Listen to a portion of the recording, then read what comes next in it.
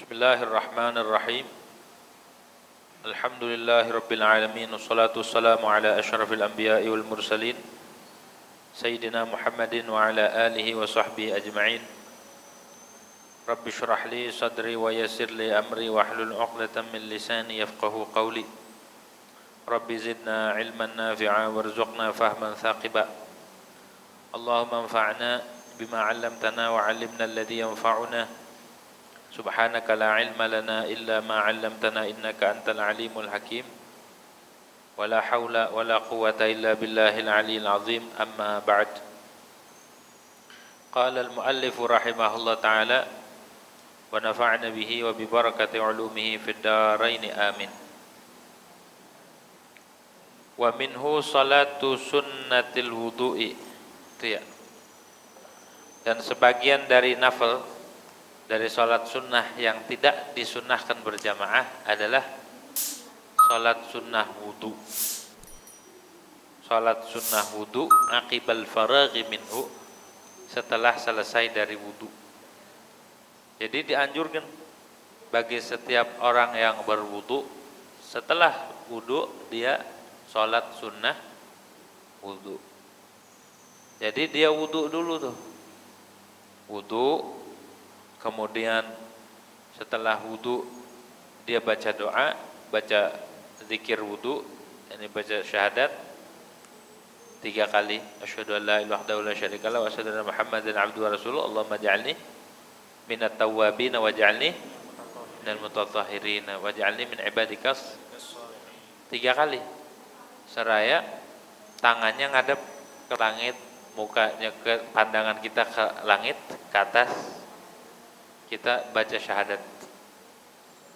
Karena kalau orang membaca syahadat itu setelah berwudu, maka Allah bukakan 8 pintu sorga dengan syahadat yang dibaca setelah wudu. Padahal syahadat ini hukumnya sunnah, tapi dengan dia membaca syahadat, mensyahadati wudu, maka futihat lahu abwabul jannati tsamaniyatu yadkhuluha ayyuhasya.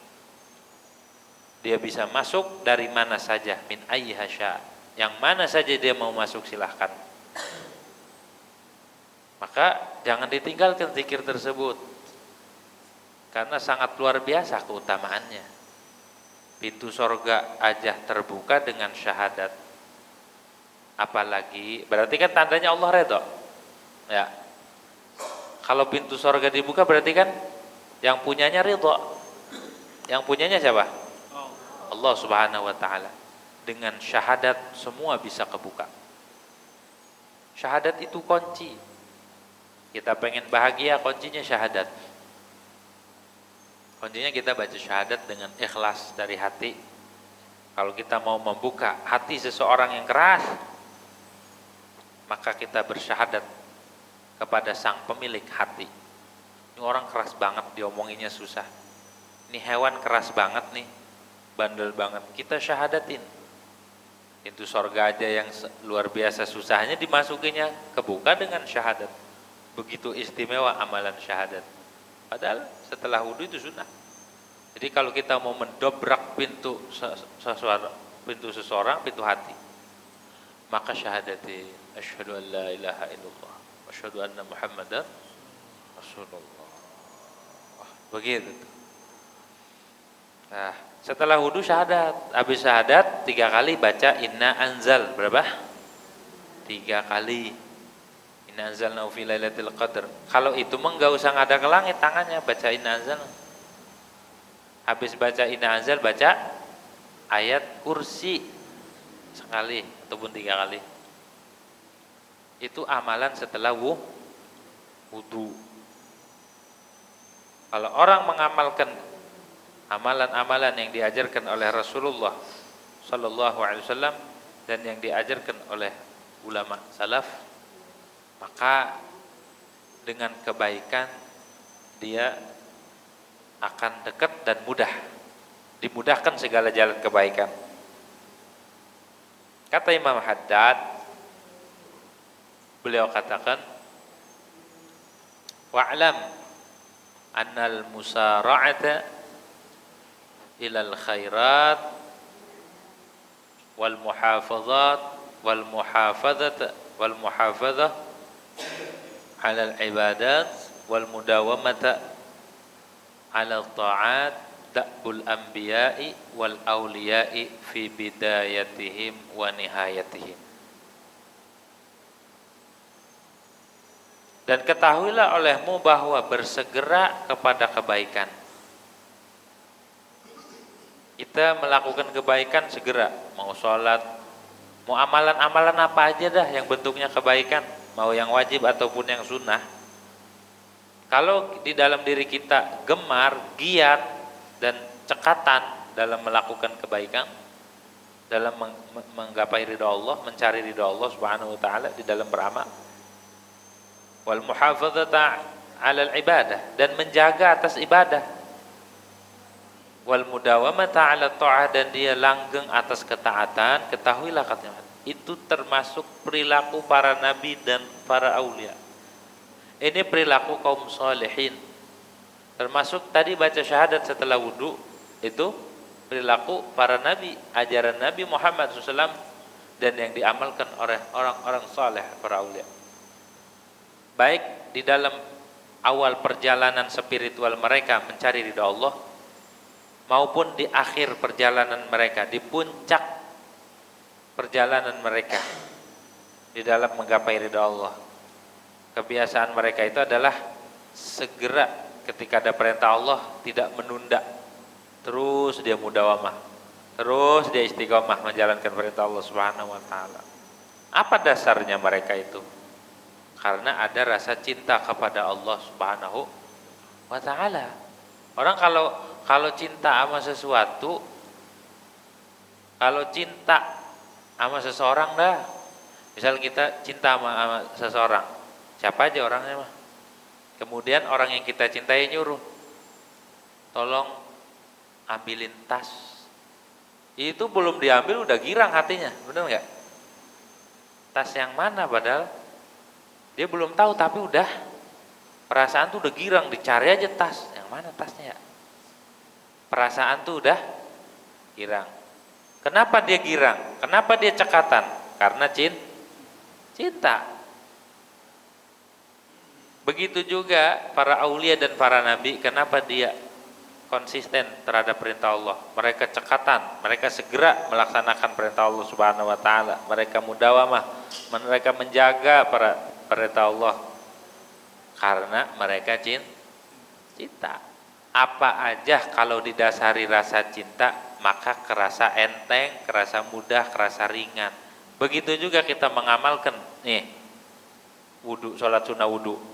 Kalau kita emang cinta sama Allah, cinta sama Rasulullah, maka apapun yang disuruh sama Allah sama Rasul, langsung kita segera melaksanakan tanpa pikir panjang. Kenapa? Karena didasari rasa cinta. Apa aja kalau sudah didasari rasa cinta kita menuju Allah nih, mengamalkan perintah Allah, maka akan mudah. Dan rasa cinta ini timbul karena ma'rifat. Karena apa? Ma'rifat. Apa ma'rifat? Yakin sama Allah. Kata Imam Haddad, mahabbah itu mengikuti ma'rifat. Fal mahabbatu tabi'atun lil ma'rifah. Maka mahabbah, rasa cinta yang ada di hati kita, timbul atas dasar keyakinan. Maka dari itu kalau kita lagi males-males ngamalin lagi males-males kita beribadahnya, di dalam ibadahnya males, ketahui bahwa keyakinan kita atau hati kita atau akidah kita ada sesuatu, karena mempengaruhi itu. Orang kalau yakinnya penuh, full, ma'rifatnya full, maka dia timbul rasa cinta. Setelah timbul rasa cinta, maka yang ada adalah al-mutaba'ah, mengikut, manut. Nah, Nabi ngajarin nih sholat sunnah wudu, Kalau kita nggak ada rasa cinta biasa aja. Ngedengar sering, ngaji sering ngedengar, tapi untuk ngamalinya berat karena tidak ada rasa cinta kepada Nabi Muhammad SAW. Kalau di hati kita ada cinta kepada Allah, kepada Rasul, apapun yang disuruh, sekecil apapun bentuk perintahnya, maka kita akan mudah melakukan. Semakin orang itu cinta, semakin banyak pula dia ibadahnya. Semakin dia kenal Allah, semakin timbul cintanya semakin dalam kepada Allah Subhanahu wa taala, dan semakin banyak pula ibadahnya. Makin dia takut untuk menyalahi perintahnya. Nah, maka dari itu kita belajar pelan-pelan mengamalin ilmu. Zikir setelah wudu, baca apapun yang diperintahkan di dalam agama, baca, ikutin walaupun pelan-pelan. Amalin tuh ya, setelah wudu sholat sunnah walaupun belum masuk waktu sholat, boleh nggak? Boleh, asal kita batal wudu sholat 2 rakaat, batal wudu sholat 2 rakaat gitu. Jaga wudu. Dan orang yang ngejaga wudu berikut sholat sunnahnya, itu orang yang dekat dan diridhoi oleh Allah Subhanahu taala. Begitu ya. Jadi kalau kita berhadas, upayakan kita berwudu kembali, kemudian zikir. Setelah wudu, habis itu sholat sunnah 2 rakaat. Apalagi mau tidur, bangun tidur, kan berwudu tuh, zikir, kemudian sholat sunnah 2 rakaat, habis itu berdoa. Bacaannya apa bacaan sunnah wudu? Bacanya setelah Fatihah rakaat pertama baca wa may ya'mal su'an aw yadhlim nafsahu summa walau annahum idzalamu anfusahum ja'uka fastaghfirullaha wastaghfirullahu rasul wajadullahu tawwabar rahima. Ayat kedua wa may di rakaat kedua baca setelah Fatihah baca wa may ya'mal su'an aw yadhlim nafsahu summa yastaghfirillah jadillahu ghafurar rahima. Udah. Kalau mau kuliah kulhu nggak apa-apa. Jaga tuh sholat sunnah wudu. Nanti kalau orang ngejaga wudu, maka rezekinya diperluas sama Allah Subhanahu wa taala. Janji Allah, janji Rasul. Nabi merintahkan dum ala taharah yusa alika rezeki. Dawamkan bersuci, dawamkan berwudu, maka rezekimu akan diperluas. Yusa alika rezeki. Kalau kita lagi seret-seret nih rezekinya, kita wudu. Habis wudu berdoa, habis itu sholat sunnah, habis itu baca istighfar 10 kali, baca takbir 10 kali, baca tahlil 10 kali, baca tasbih 10 kali, baca subhanallah 10, alhamdulillah 10, Allah akbar 10, la ilaha illallah 10, istighfar 10. Ngedoa tuh. Doa. Ngedoa apa yang kita minta, apa yang kita bisa doanya, gitu ya. Ini mah pengen kita rezekinya lancar, tapi amalan Rasulullah, amalan ulama, amalan para aulia tidak dikerjakan. Gimana kita mau dapetin kelapangan, di mana kita mau dapat keridhaan Allah Subhanahu wa taala, amalannya kagak diamalin. Tuh. Cuma wa qabla tulil fasl wal i'rad. Cuma syaratnya sholat sunnah wudu ini disunahkan sebelum lamanya masa. Kalau sudah lama penyelangnya seperti 2 rakaat ya, 2 rakaat minimal mungkin. Yang dia baca cuma rukun-rukunnya saja, berapa menit tuh? 2 rakaat. Dia baca Fatihah saja ataupun dia baca rukun-rukunnya saja, 2 rakaat itu paling 2-3 menit ya. Kalau sudah lewat itu setelah zikir, maka tidak dianjurkan. Wa qabla al-i'rad, dan sebelum berpaling. Kalau sudah berpaling, arti berpaling itu udah enggak ngerjain. Kalau sudah i'rad ya enggak disunahkan lagi. Ini menurut sebagian ulama. Dah, wa minhu, dan diantara sholat yang tidak dianjurkan berjamaah, apalagi salatu sunnati tawafi ba'dahu, salat sunnah tawaf setelah melaksanakan tawaf di Ka'bah. Setelah tawaf 7 kali putaran, habis itu sunnah kita melaksanakan salat sunnah 2 rakaat. Habis itu enggak doa. Terserah mau salat di dekat rukun, ya mau di dekat rukun Yamani, ataupun di Multazam, ataupun di pintu, ataupun di Magam Ibrahim, ataupun di Hijr Ismail, atau di area manapun di mana tempat mustajab, tahtal mizab, di bawah mizab berdoa, silahkan. Begitu. Sunnah tuh ngelaksanain sholat sunnah tawaf. Setelah tawaf 7 kali sholat. Wa minhu, dah itu baik tawaf waktu haji ataupun umrah, baik tawaf kudum ataupun tawaf rukun. Tawaf kudum tuh tawaf ketika kita masuk ke Masjidil Haram pertama kali, kita melaksanakan tawaf kudum. Habis itu sholat tahiyatul masjid kemarin kalau mau, ya karena tahiyatnya Ka'bah mah itu tawaf. Ataupun tawaf rukun. Tawaf rukun tuh tawaf haji ataupun umrah. Habis tawaf langsung sholat 2 rakaat. Gitu ya. Itu ngedoa. Wa minhu sholatur ruju' minas safar, dan diantara sunnah yang tidak dianjurkan berjamaah adalah sholat sunnah yang dikerjakan sehabis kembali dari bepergian. Kita habis pergi lama, ataupun kita habis jalan-jalan atau ziarah, ataupun kita pulang umrah, pulang haji, pulang dari manapun, kita kembali ke rumah, itu sebelum masuk kita sunnah sholat 2 rakaat. Wa hiya rakaatani yusallihi ma fil masjidi qabla dukhulihi manzilan. Dan dia sholat sunnah ini, sholat sunnah rujuk, itu 2 rakaat yang dikerjakan di masjid sebelum masuk rumah. Jadi kalau kita habis jalan-jalan, habis bepergian, habis umrah, habis haji, janganlah dulu masuk ke rumah, sholat dulu di masjid 2 rakaat. Niatnya sholli sunnatar rujuk minas safar. Sunnah tuh 2 rakaat, bacanya kuliah qul aja udah.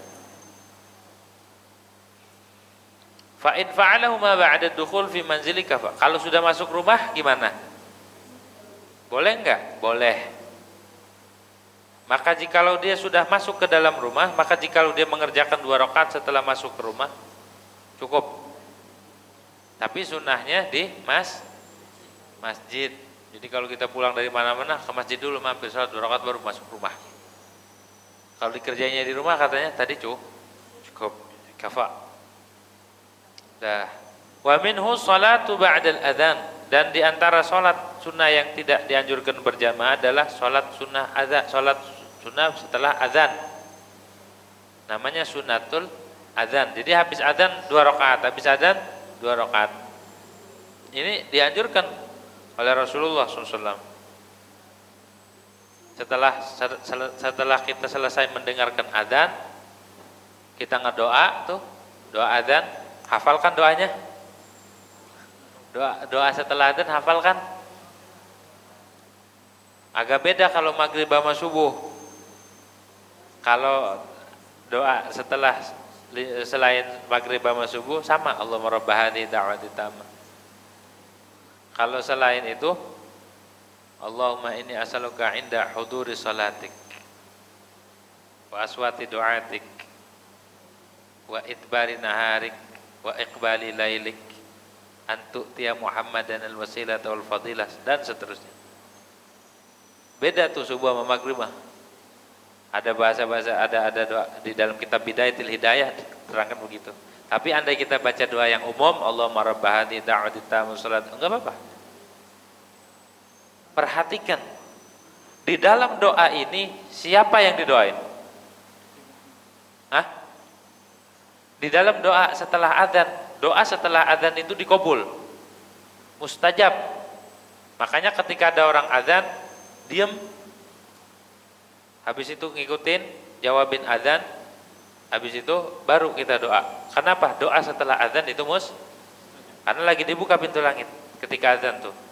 Makanya ketika adzan jangan ngobrol. Walaupun lagi baca Quran, diam. Nanti lanjutin lagi. Dengerin. Karena kalau orang ngobrol waktu azan, dikhawatirkan dia meninggalnya su'ul khatimah. Nah, makanya habis azan tuh ada orang azan diam dulu. Nah, ini ada khilaf. Yang dijawab itu azan yang mana? Apakah setiap ngedenger dari mana aja kita jawab? Apa yang sunnah dijawab itu azan yang tempat kita sholat? Menurut sebagian guru, mereka memilih pendapat bahwa yang wajib atau yang sunnah dijawabin itu adalah yang sunnah dijawabin azan di tempat di mana kita sholat. Misal di sini, yang lain pada azan, di sini belum. Misalnya kita taklim, ini adanya nanti. Nah, yang dijawab itu azan yang di masjid ini, azan yang di tempat ini. Itu yang sunnah. Ada lagi sebagian guru, Habib Salim bin Abdullah bin Umar Syatiri, beliau berpendapat dan ngikutin pendapat ulama yang mengatakan setiap azan dari manapun sunnah dijawab. Habib Hasan, abangnya Habib Salim, berpendapat cukup satu aja yang dijawabin. Dan yang paling muakkad yang harus dijawabin adalah di mana tempat kita sholat, azan yang di tempat kita sholat. Begitu. Jadi banyak beberapa pendapat. Jangan gampang menyalahkan, jangan gampang kita, wah ini orang azan kok terus. Kalau orang tahu ilmunya nggak gampang nyalain. Karena kita ngaji, jadi kita nggak gampang-gampang nyalain. Tapi kalau orang kagak ngerti, kagak tahu ilmunya, akhirnya nyalain itu gampang banget. Emang paling resep itu nyalain orang. Tapi kalau udah kita ada ilmunya, oh begitu, iya. Makanya jangan langsung kita menjas. Jadi mana yang harus dijawabin? Adzan di mana kita sholat. Di sini. Itu yang harus kita jawab. Sisanya ada yang bilang jawab, ada yang bilang enggak. Gitu ya. Tapi sunnah, jawab adzan sunnah. Tapi yang paling muakkad itu adzan di mana tempat kita sholat. Tuh, makanya Habib Hasan bin Abdullah bin Umar Syatiri waktu lagi adzan di luar nih, lagi ngaji, di luar ada, terus aja beliau mah ngaji. Kenapa? Karena jawab adzan itu sunnah, ngaji mah wajib. Jangan sampai perkara wajib ngalahin sunnah. Tapi adiknya Habib Salim itu beliau kalau lagi ngaji dengan adzan berhenti. Dua-duanya benar, nggak ada yang salah. Dua-duanya benar. Jadi kalau ada yang jawabin adzan di luar benar, kalau yang lagi ngaji jalan terus, ya itu juga ada pendapat. Karena yang sunnah dijawabin adalah adzan di tempat dia. Begitu paham ya? Dah. Jadi setelah adzan tuh doa, dan yang didoain siapa? Yang didoain siapa? Yang didoain waktu kita habis ngedengar adzan, habis ngejawabin adzan, siapa yang didoain? Hah? Siapa? Di situ doanya Allahumma rabb hadhihi da'wati tammah wassalatul qaimah ati sayyidana Muhammadanil wasilah wal fadilah. Yang didoain siapa? Nabi Muhammad. Coba. Keluarga enggak. Guru enggak. Selain Nabi Muhammad tidak disinggung-singgung. Di situ ada apa? Setelah adzan yang didoain, yang diprioritasin, yang suruh diingat dan disebut Nabi Muhammad SAW. Harus cerdik kita, harus jeli. Betapa Allah Subhanahu wa taala ngasih peluang, Rasulullah ngasih peluang buat kita untuk mengadakan hubungan dengan Nabi Muhammad SAW ketika pintu langit terbuka. Hanya Nabi Muhammad Sallallahu Alaihi Wasallam satu-satunya yang diajarkan doanya setelah adzan, gak yang lain. Ati sayyidina Muhammadanil wasilah. Disuruh ngedoain Nabi Muhammad, disuruh tawasul sama Nabi Muhammad, disuruh mengadakan hubungan dengan Nabi Muhammad SAW. Itu kudu jeli kita, bukan hanya ngedoa saja. Kita tahu tapi kita kurang jeli hatinya, kurang fokus. Allah doa aja, padahal di situ kudu tahu. Oh, di sini Allah sedang membuka hubungan dengan Rasulullah SAW. Di sini Nabi Muhammad ngasih peluang, karena yang ngajarin doa ini Nabi Muhammad SAW. Ngasih peluang, waktunya diijabah doa, dan jangan sampai kita membuang kesempatan emas. Apa? kita mendoakan Nabi Muhammad SAW agar beliau mendapatkan tempat, mendapatkan maqam al-wazilah wal fadilah wa syaraf wa darajatul aliyatul rafi'ah wa ba'atul maqam al-mahmud. Kita mendoakan Rasulullah. Gitu, kita mendoakan akan maqam-maqam yang didapatin oleh Rasulullah SAW. Tujuannya apa? Tidak lain dan tidak bukan agar hati kita terpaut, agar jiwa kita terpaut dengan Rasulullah SAW di waktu yang sangat krusial. Itu waktu setelah azan. Jadi hanya Nabi Muhammad SAW yang dibuka tuh pintunya. Namanya Hadrah Muhammadiyah. Keharibaan Rasulullah lagi dibuka lebar ketika pintu langit terbuka. Maka jangan sia-siakan tuh, ngadoa tuh. Adakan hubungan dengan Rasulullah. Ingat Rasulullah. Hubungkan jiwa kita dengan erat kepada Nabi Muhammad SAW. Enggak nginget dunia, enggak nginget yang lain. Rasulullah dulu, baru habis doa adzan baca Rabbighfirli wali walidayya, Rabbighfirli wali walidayya, Rabbighfirli wali walidayya 5 kali. Baru yang kelima, warhamhuma kama rabbayani shaghira. Baru orang tua. Betapa Allah ngajarin bahwa yang harus diprioritaskan itu adalah Nabi Muhammad. Sampai habis adzan aja Rasulullah yang harus kita ingat. Bukan orang tua, bukan guru, bukan lagi keluarga, bukan lagi kekasih selain Nabi Muhammad SAW. Tapi benar-benar harus hati kita disangkutkan dan dipautkan kepada Rasulullah. Kita kudu ingat tuh, hati kita kudu sadar. Waktu adzan tuh, kudu sadar. Ingat batin kita harus terhubung dengan Nabi Muhammad Sallallahu Alaihi Wasallam. Dan doa ini yang ngajarin Rasulullah langsung. Dan Rasulullah itu ajarannya langsung dari Allah Subhanahu Wa Taala. Berarti kita tidak boleh menghilangkan kesempatan emas ini. Begitu tuh. Baru habis itu Allahumma inna nas'alukal afwa wal afiyah wal mu'afatad daimah fid dini wad dunya wal akhirah. Kudu teliti kita, kudu jeli. Jangan kita ngedengar adzan gak doa.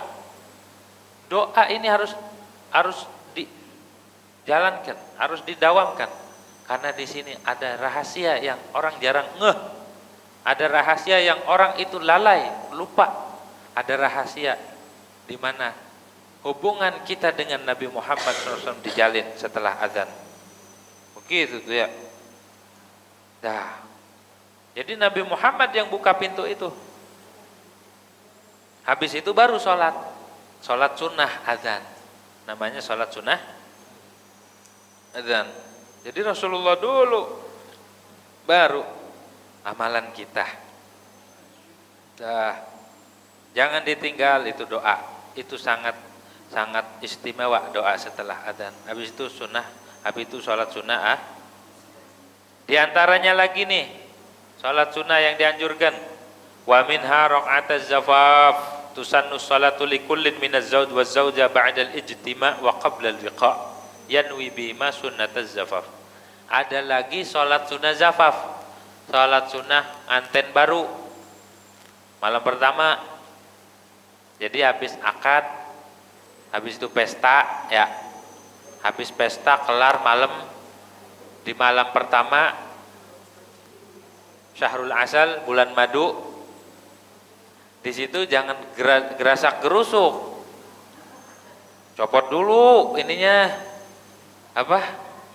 Pakaian pengantinnya. Mandi yang rapi, wangi-wangian. Wudu kalau lagi nggak berhalangan kalian perempuan, kalau laki nggak ada berhalangan. Habis itu sholat sunnah dua-duanya. Sholat sunnah zafaf. Sebelum melakukan hubungan suami istri. Dua-duanya dianjurkan. Ini sholat, ini sholat. Habis sholat baca Yasin 40. Kalian baca tabarok. Ya, habis itu tidur dah pules terjadi. Jadi sholat sunnah, kemudian berdoa, minta keturunan yang soleh dan solehah. Jangan gerasak gerusuk aja. Begitu ya. Ada adabnya. Oh, jadi sholat sunnah zafaf namanya, anten baru.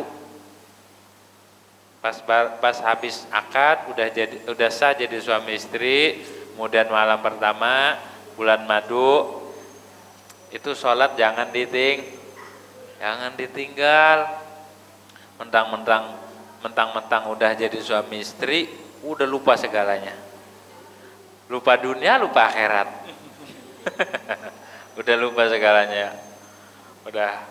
Jadi sholat dulu, sholat. Gitu. Bila perlu temennya ngingetin, jangan lupa ntar malam sholat, begituin aja. Ya. Atau orang tuanya, atau satu sama lain saling mengingatkan. Bang sholat, kata istrinya, kata suaminya, ya Neng sholat dulu, sholat. Begitu ya. Ini baru. Biar apa? Biar kita mendapatkan keberkahan. Bersyukur kepada Allah Subhanahu wa taala atas nikmat tersebut. Dah. Ngomong-ngomong waktu dulu yang ngelakuin sholat enggak nih? Aduh, gitu ya.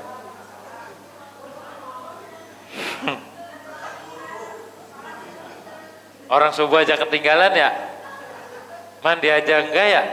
Gitu buru-buru sholat katanya. Aduh, mana taunya udah punya cucu lagi. Itu gimana? Udah ya. Jadi sunnah tuh suami istri. Sunnah setelah kumpul dan sebelum melakukan hubungan suami. Niatnya apa? Niatnya sudah zafaf. Wa minhu. Nah, karena udah kadong, udah terlanjur, bisa dikodong nggak ya? Bisa dikodong nggak ya? Bisa kodong nggak? Kawin lagi kata bapak-bapak. Bisa biar bisa ngelaksanain sholat sunnah zafaf gitu. Apa cuma ngasih tahu ke saudaranya yang nikahan, Neng jangan lupa Neng sholat sunnah zafaf. Gitu ya. Nah,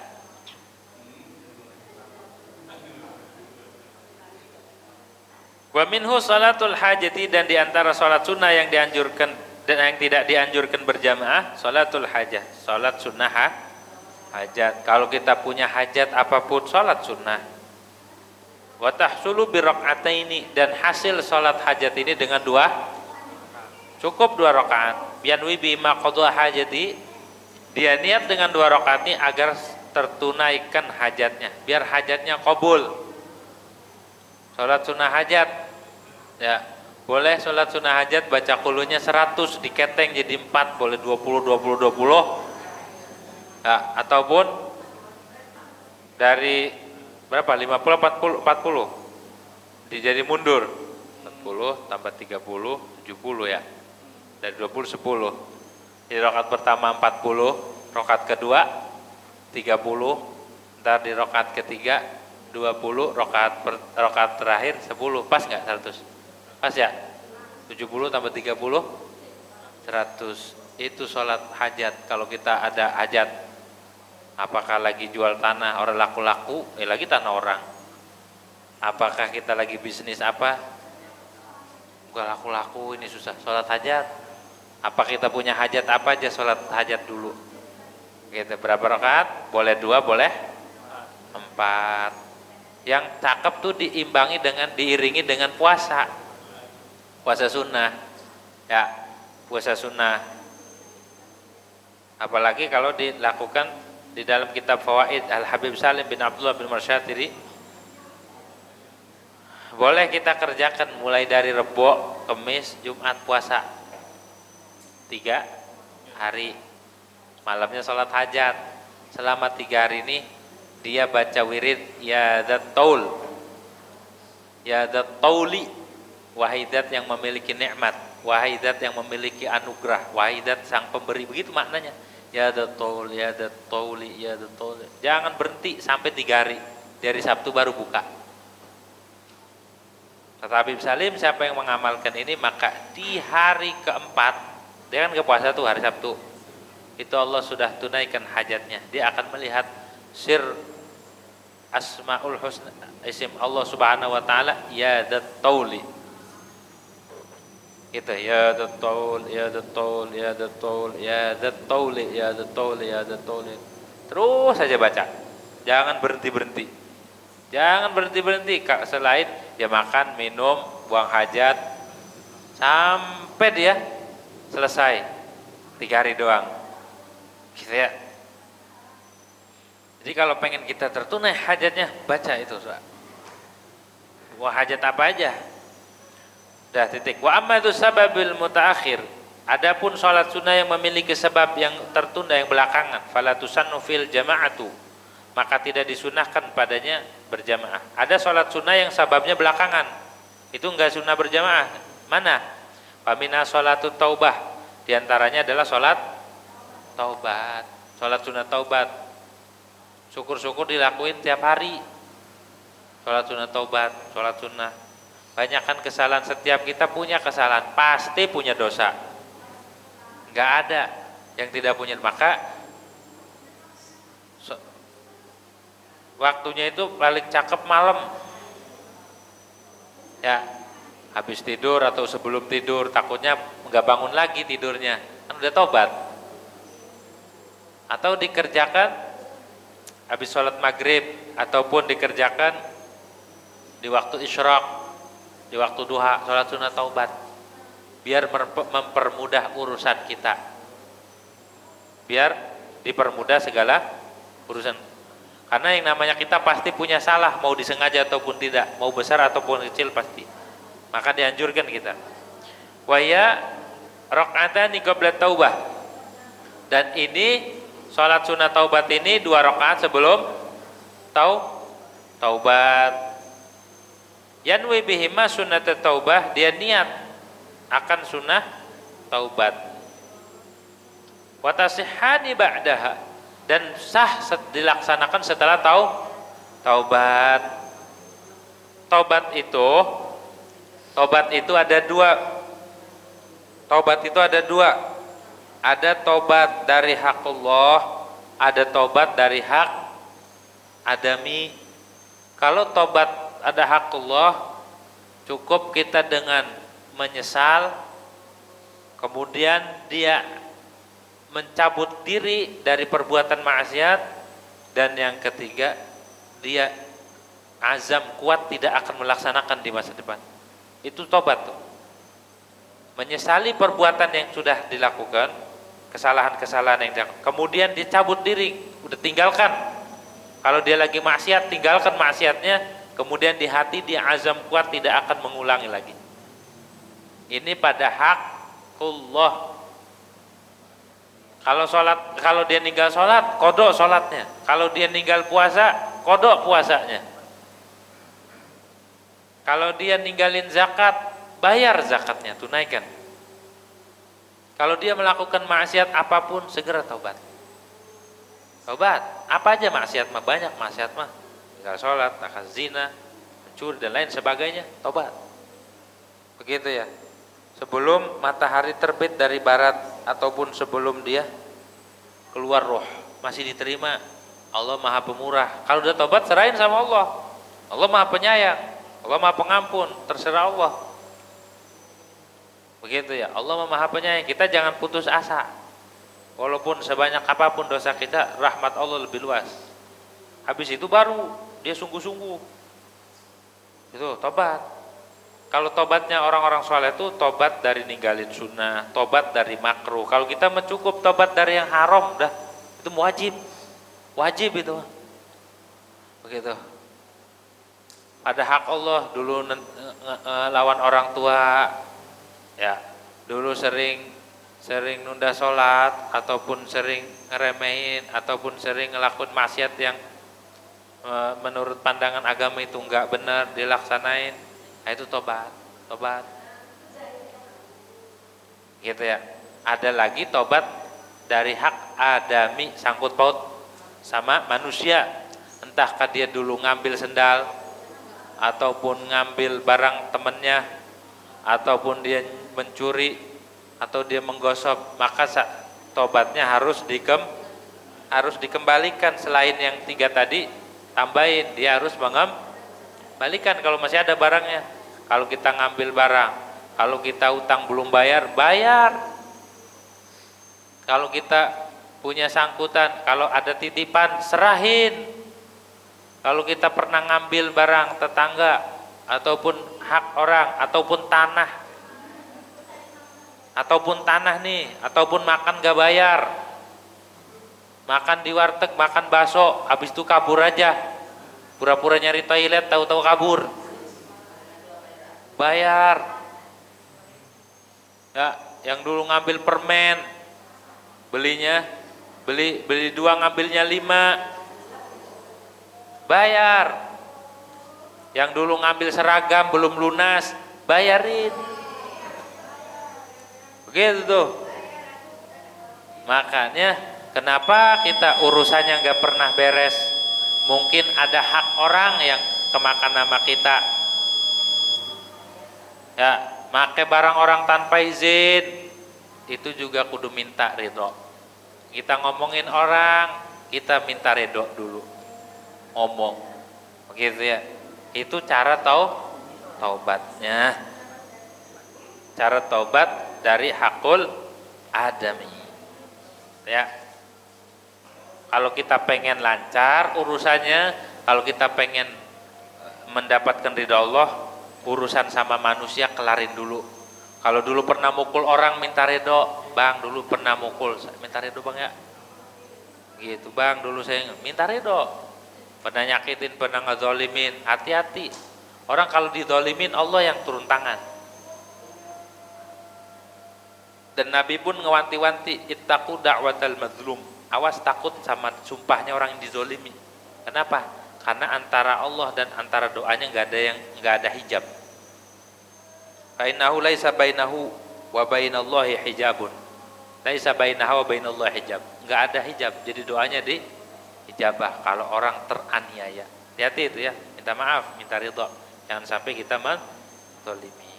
Dah, wa minhu sholatul istikharah wallahu alam bisawab. Al-Fatihah. Alhamdulillah rabbil alamin arrahmanir rahim.